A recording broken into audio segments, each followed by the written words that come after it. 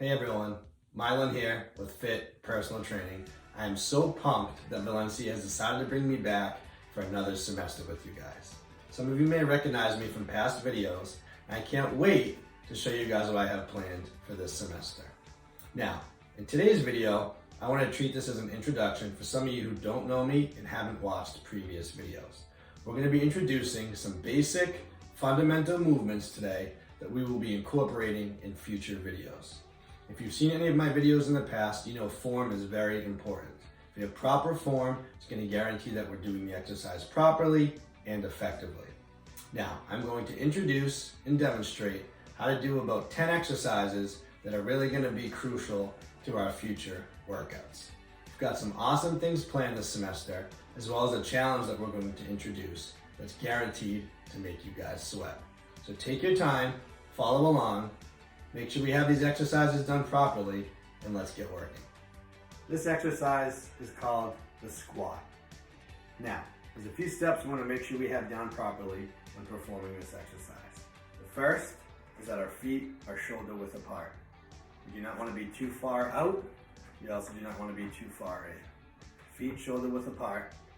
Core is engaged, meaning we're drawing in our navel, keeping our shoulders back, being conscious of our abdominal muscles. Now, one of the fundamental points of this movement is the hip hinge. When we decide it's time to bend our legs, we're going to make sure we're hinging our hips backwards, keeping our core engaged to perform this exercise. What you don't want to do is bend without the hinge, as it'll put too much unwanted pressure on your knees. So, engage your core, shoulders are back, hinge at the hips, squat to about 90 degrees with your knees and your quads, and power back up. Want to make sure you keep the majority of your weight on your heels, down, back up, down, back up. Again, hinge your hips, core is engaged. I like to keep my hands in because I'm not holding any weight. It helps me stay balanced. Squat, back up, hinge, and back up. That is the squat. This next exercise is called the forward lunge. Now, we're going to be working a lot of similar muscles in this movement as we did with the squat. The difference here is we're going to be a little more balanced on a single leg. So, to start, we want a similar base as we did with the squat, feet shoulder width apart. With this movement, we're going to be stepping forward, again, being conscious of our core, letting our core help us to stay balanced. Now, what I'm going to do is step forward. Once I step forward, I'm going to bend in my front leg and my back leg into 90 degrees. Now, you want to make sure you bend evenly with that front leg and that back leg. Your back leg, the majority of your weight's going to be on your toe, and on your front leg, it's going to be on your heel. So you're going to step forward, bend, and you want to power up, engaging your core through your front heel, back to your starting position. And then we're going to alternate. Left leg, bend, power back up, and we're going to follow through again. The right leg, and then the left leg. Now, as you see, when I step, I'm always engaging my core. What we don't want to do is step and then lean too far forward, okay? Because again, like the squat, we want to have a nice natural path for our knee to bend as we come back down and back up.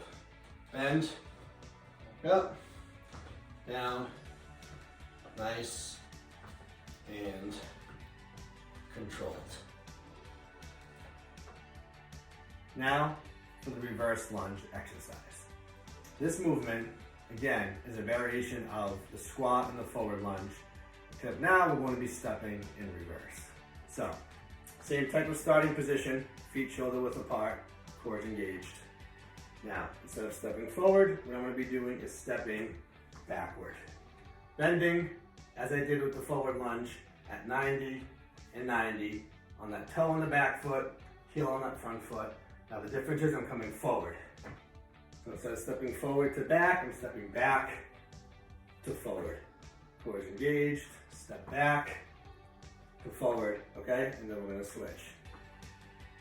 Reverse lunge and reverse lunge. Step back, nice and controlled. Always being conscious of that core. Step back and return. And you do want to make sure when you step back that you're not hitting your knee on the floor. Same with that forward lunge. Keep that knee off the ground. Control yourself. Return. And return. This next exercise is the tabletop plank. It is a variation of the traditional plank, and it works your legs, shoulders, core, and it's one of my favorites. So, it's as follows. You're gonna get into a hands and knees position like so, okay? Now, in this position, you wanna make sure you're keeping your shoulders back, you're not rounding, shoulders are back, core is engaged, and we're gonna pop right up onto our toes, making sure our feet and our knees are about shoulder width apart. And you should be able to draw a straight line from the back of your neck to your lower back. Now, we're just gonna hold in this position, drawing in our core, keeping our abdominals tight, shoulders are working, quads are working. And again, this is one of my favorites because it's a full body workout. So we're gonna hold, and that is your tabletop plank. Normally done in increments of time or repetitions, but you want to make sure that you're focusing on holding that exercise and keeping your back straight, letting your legs, shoulders, and core do the work. This next exercise is called the dead bug. It's a great abdominal movement. So we're going to start on our back, like so. We're going to keep our shins and our quads to form a 90-degree angle, our toes pointing upward, drawing in that navel, keeping your arms over your chest, palms inward facing each other. And what we want to do here is we're going to bring one arm backward. So my right arm in this case, I'm going to bring the opposite leg forward. Okay, now as you can see, the arm and leg that aren't working are staying in place.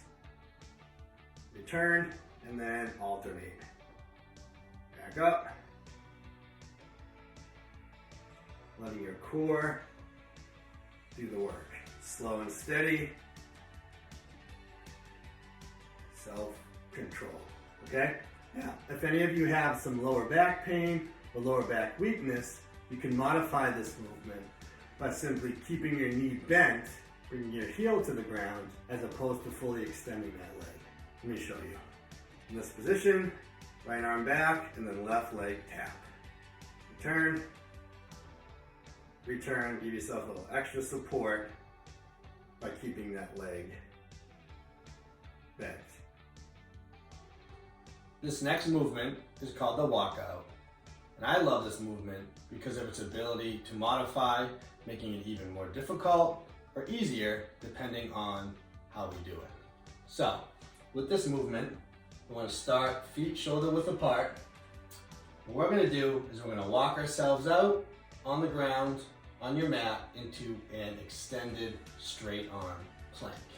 So, first thing you want to do is bend at the waist. Now, the straighter you keep your legs, the more you're going to stretch your hamstrings. What we don't want to do is compromise our hand placement. So one of the most important things here is that when we keep our hands flat, our hands are flat on the mat, fingers spread, we're not putting pressure on our knuckles. Hands want to be flat. So if you need to bend your legs more to accomplish that, then please do so. So, bend, keeping your hands flat, we're walking, transitioning from our heels to our toes into that extended plank. We're gonna move back a little bit. This is where we want to end, okay? Now from this position here, we're gonna walk back up. So we're in our extended plank. We should be on our toes, arms extended, hands flat, fingers spread. We don't want to be too low here. We don't want to be too high.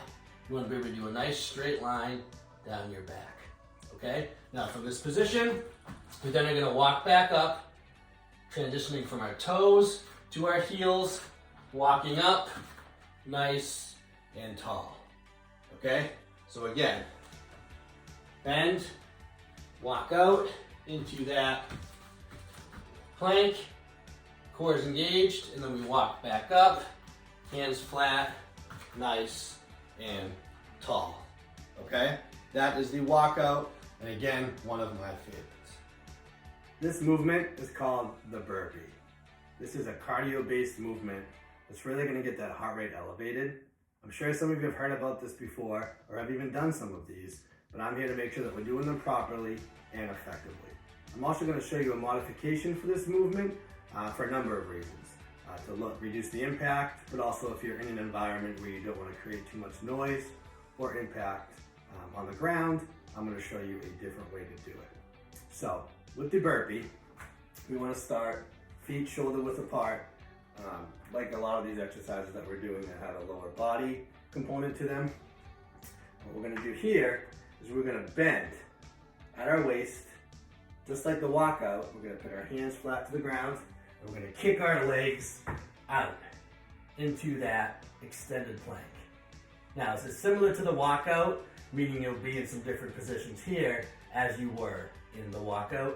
Now from here, you want to kick your feet back in to your heels, nice and tall. Now we're not going to jump in this burpee or anything like that. We're just going to focus on kicking back in, standing up tall.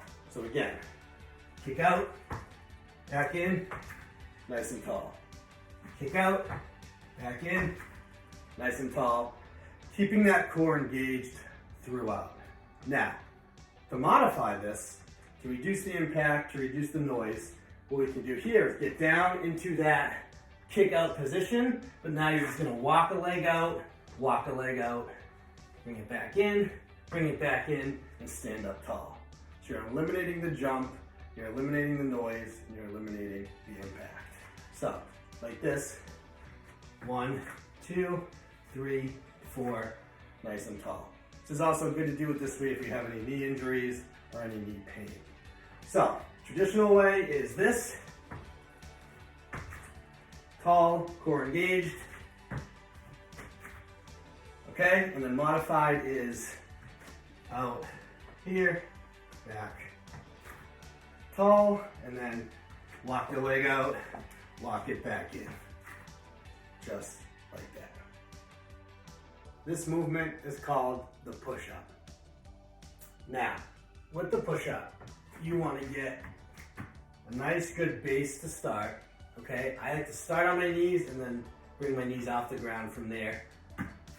So keep your hands flat to the mat, about shoulder width apart. You want to be about here for your push-up. You don't want to be too close, you don't want to be too wide, okay? So, arms are in the correct place, onto your toes, like so. You want to just bend at your elbows, bringing your chest to the ground, and pushing back up. Now, draw that core in, you don't want to arch. Abs are tight, okay? Down, push up, down, back up, like so, okay? Now, if the traditional push-up is too challenging, we can modify these to our liking. So, to modify, we'll just stay on our knees like so. Arms are good positioned, core is engaged, push up. So you're doing the same thing. You're bringing your chest to the floor still, pushing up, using your core. The only difference is our knees are on the ground. So normal push-up, traditional push-up, back up, down, back up, nice and controlled. And then modified is knees on the mat or the floor, down, back up. Want to make sure you're always engaging that core, slow and steady, making sure we make every rep count and that we're using the proper technique. This next exercise is called the Glute Bridge. For this movement, we're going to start on our back, heels are on the floor, drawing in our navel, keeping our legs about shoulder width apart, All we're gonna do in this movement is we're gonna drive up through our heels to bring our legs and our hips upward. So you can do what you want with your hands. I like to put them on my hips here. Drive up through your heels, drawing in your navel, keeping your head on the floor, using your glutes and your hamstrings to draw your hips upward. Come right back down and then up again and repeat. So you want to keep your abdominal engaged, drawing in your navel. You're going to power up, nice and controlled through your heels, working your hamstrings and your glutes like so. Squeeze, back down nice and controlled, and squeeze. Want to make sure you're maintaining the integrity of this movement by going slow and steady, letting those glutes and those hamstrings activate. Again, this is called the Glute Bridge. Squeeze, and if you want, up top, you can hold for a few seconds to really engage. Make sure you're drawing in that navel, letting your core help, then return back to your starting position. This last movement for today is called the plank. It's a traditional forearm plank that you're most familiar with. This movement is going to consist of us starting with our forearms and our hands flat on the ground. We want to keep our feet about shoulder width apart. You want to draw in your core, keeping your back nice and straight. Now, you want to make sure that you're drawing in your core, letting your core do the work here. You're going to feel this in your shoulders, feel it in your arms. Keep your hands flat, you're on your elbows, looking right down in front of you, keeping that core activated. You just want to hold.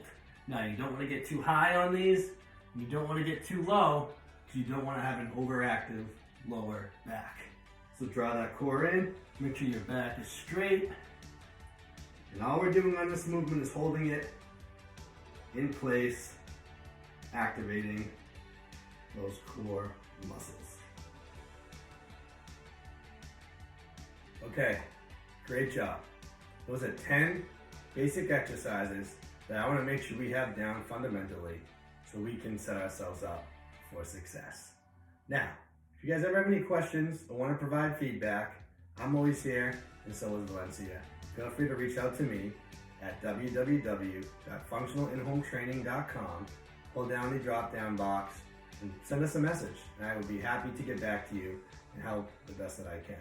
You can also email me at info@functionalinhometraining.com. I hope you enjoyed today's video, and again, use this video as a tutorial to set yourself up for success. You can pause, rewind, fast forward, whatever you need to do to use this tool to help you successfully perform these movements. Until next time, can't wait to see you guys again. Have a great day.